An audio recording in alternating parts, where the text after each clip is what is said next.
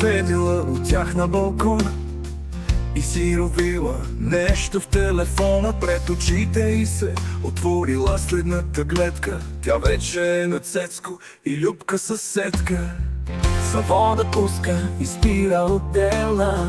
Нейното име е Габриела, а когато ходи тя на разходка, прави го с изящна, нежна походка. Габриела и тя нощни смени кара, обаче не иска да запали цигара.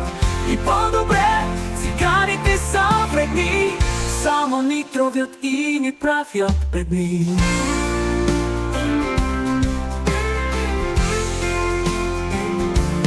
В момента чака, но не знае, обаче за пръстен си мечтае.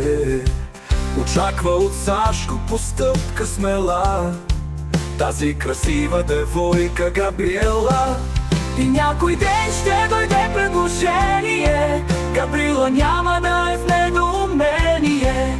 Гаджето и ще подгъне крак и ще предложи на Габриела брак.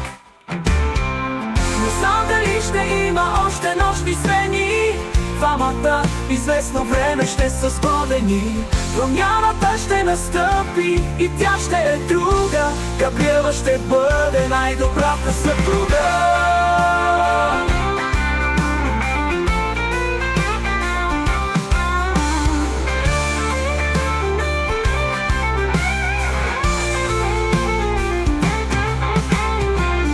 Габриела и тя нощни смени кара, обаче не иска да запали цигара. И по-добре, цигарите са вредни, само ни тровят и ни правят бедни. Габриела и тя нощни смени кара, обаче не иска да запали цигара.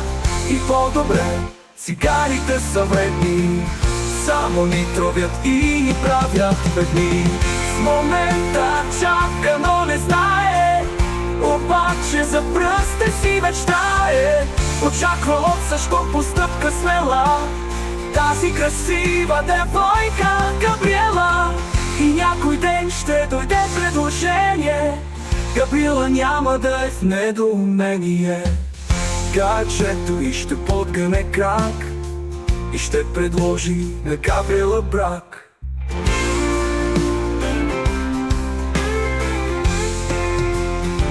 Не знам дали ще има още нощни смени, двамата известно време ще са сгодени.